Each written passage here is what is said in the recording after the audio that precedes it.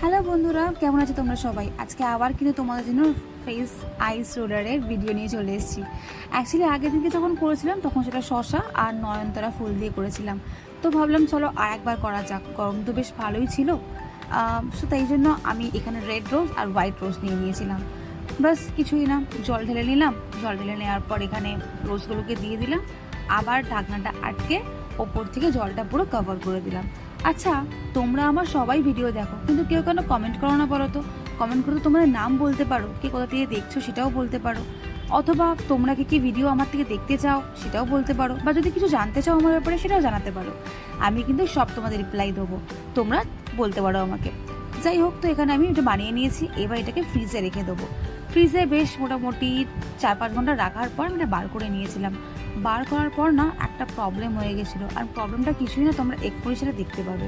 আসলে আমি একটু বেশি জোরে খুলতে গেছিলাম, যার জন্য এটা ভেঙে গেছে। বাট বিশ্বাস করে দেখতে খুব সুন্দর লাগছিল। আমি জানি না তোমরা ফোনে কতটা বুঝতে পারছো, বাট সামনাসামনি এত সুন্দর লাগছিল বন্ধুরা, তোমাদের কি বলবো।